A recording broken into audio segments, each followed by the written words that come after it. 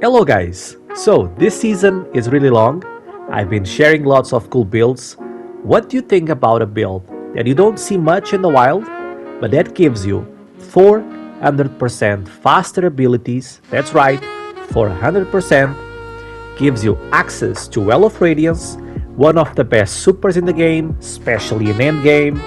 Since it's a solar warlock, you have Icarus Dash, an amazing movement ability, and fusion grenades. Fast, really fast fusion grenades. And fusion grenades on a solar warlock explode twice, doing a lot of damage. You also heal allies, and you will have 100% uptime in your healing rift.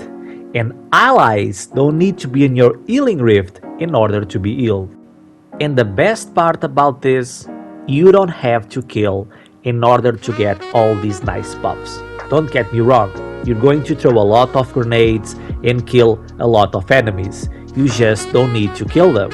Sometimes in the end game, it's not always you that's going to get the final kill, but with this build, you don't need it. You just need to heal your allies. And I know a lot of people don't like to play the healer, and this is not a healer build. Yes, you can heal, you can build it into a 100% healer build and it will be amazing, but this build specifically, it's not a healer build. All you have to do is put your healing rift down. That's it, and the game will do the rest. If allies are nearby, around 25 meters from you, they will be healed automatically. And when they are healed, you get a 400% buff. Your base regeneration for your grenades, melee, and class ability will recharge faster for 6 seconds. But you can reproc this, like you're going to reproc this around every 5 seconds. So you can have this buff all the time. All you have to do is stay inside your rift, and your allies, they can't be inside your rift. That's all, just stay inside. So now you have an overshield because you're inside your rift, you are safely shooting enemies and throwing lots of strong grenades. The only downside of this build is you need teammates. It's not a solo build. If you are solo, it doesn't work. But if you are new to the game, you don't know anyone, you don't have any friends playing the game, just comment down below, maybe someone will add you, It's always nice to make friends in this game. I really like this build. Stay in the back, shooting all the enemies with your Polaris lens, throwing lots of grenades, it's just nice. And while we do this, we are also healing teammates. Amazing, so you're killing and you're healing. But I know what you're thinking, there are so many amazing builds for Solar Warlock. Yes, you are totally right, and I have a few shared here on the channel, so I will leave a couple with links in the description. Feel free to check them out. But this one thing I really like is you don't need a kill trigger, you just do you. It's perfect for teams that enjoy to play in the safest part on the back of the map. It's awesome. Myself, I have lots of GMs, dungeons and raids, and I love that playstyle. Minimum effort, maximum satisfaction. It's safe, it's efficient, it's stress-free.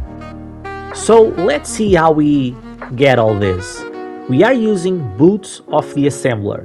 With Boots of the Assembler, when standing in a healing rift, it creates noble seekers that seek out allies that are not in the rift and heal them. So this is how we are going to trigger our buffs. Normally people go full healer with this exotic, with healing grenades. We are going to use them to trigger grenade regeneration so we can easily get lots of fusion grenades, really good damaging grenades. But the exotic does more. If you use an empowering rift, you give a damage bonus to you and your team. In this case, we are using healing rift, so we're not going to use that. And when those noble seekers heal someone, the duration of your rift is briefly extended. And it also provides a moderate benefit to the airborne effectiveness of Lumina. We're not going to play around Lumina. You can if you do, but we're gonna play around mainly solar weapons. But I don't want to focus on specific weapons because I tried this in the Corrupted Nightfall with Malfeasance and it worked great. You want to use this with the new Brave Arsenal weapons that are about to release? Of course you can. I'm really excited for that Unjury with explosive payload and kinetic tremors, but let's check all the aspects and fragments. We're going with Well of Radiance, Healing Rift. I use the Snap just because it's easier to ignite, especially unstoppable champions. You can use Celestial Fire for a nice range melee. The grenade of choice is Fusion Grenade. It has a low cooldown and it explodes twice. Yep, twice. Why? Because we are using Touch of Flame as our first aspect. And Icarus Dash. We all love Icarus Dash. Fragments wise, we need Ember of Benevolence. This is how we tie this all together. When we apply Restoration, Cure, or Radiant to allies, it grants increased grenade, melee, and class ability. Our Rift 400% faster. That's right guys, 400% for 6 seconds. So we are actively using our allies to buff ourselves. Thank you, teammates. Second one is Ember of Searing. When we defeat scorched targets, it grants melee energy. So now on top of the 400% for Benevolence, this one makes your melee recharge even faster. Next is Ember of Ashes. I like this one because it will proc more ignitions. And last one is Ember of Singing. With this one, you recharge your class ability faster when you scorch targets, making it possible to have your Rift every time you need it. So lots of ability regeneration. Artifact wise, here's mine guys.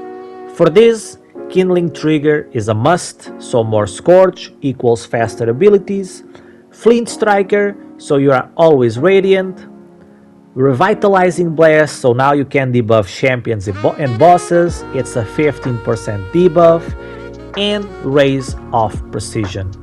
Honestly, this one is awesome, so destructive. This build will be amazing with solar weapons, especially because of our artifact. But I tried this in the Corrupted Grandmaster with Malfeasance and it worked great. Mods wise, in the helmet I used 2 Harmonic Siphons and 1 Ashes to Assets. In our gloves, 1 Impact Induction. When you do damage with your power melee, you get grenade energy back. And 2 Bolstering Detonation. You get class ability energy when you do damage with your grenade. If you want, and if you have the space, you can use 1 Grenade Kickstart. This will make you have your grenades even faster. On our chest, it's 1 resist mod each, 1 solar, 1 arc, 1 void, you're good to go. You can double stack them if you want. On our boots, 1 innervation, so we get 10% grenade energy back when we pick an Orb of Power. Recuperation, we get health back when we pick an Orb of Power. And I use a Surge matching my primary, in this case Solar Surge, to match my Polaris Lance. On our class item, we're using Bomber, so we get grenade energy back when we use our Rift. Reaper, if we kill an enemy with a weapon within 10 seconds of using our Rift, we're gonna generate an Orb of Power. And I just love Proximity Ward. I get a really powerful overshield while I'm finishing an enemy. But you can go powerful attraction if you like, if you're not doing finishers. And guys, that's the build. I think it's very unique. I don't see much people using it. Sometimes, I don't know why, some people think this is a negative thing. Some people say, oh, I don't see anyone using it, so it must be bad. I don't think that's the case. It shouldn't be the case. Build crafting is all about this, trying different things, specific things to fit specific activities. I really like that. I really like build crafting. And yes, of course, Destiny is a meta. I don't know how to say it. It's a game where people leans toward the meta. I do as well, of course. If you want to do well, you need to go with the stronger stuff. But I really believe this one is also very strong. But if you're looking for more mainstream builds, I have them on my channel as well. I have a playlist with all the builds I made. You feel free to check them out. And guys, that's it. We're almost there at 1,000 subs. So if you watched this far, if you enjoyed it, guys, please leave a like, a comment, in the subscription. I would love to reach 1,000 subs. And that's it. Thank you a lot for the support. You guys are amazing, and I'll see you in the next one.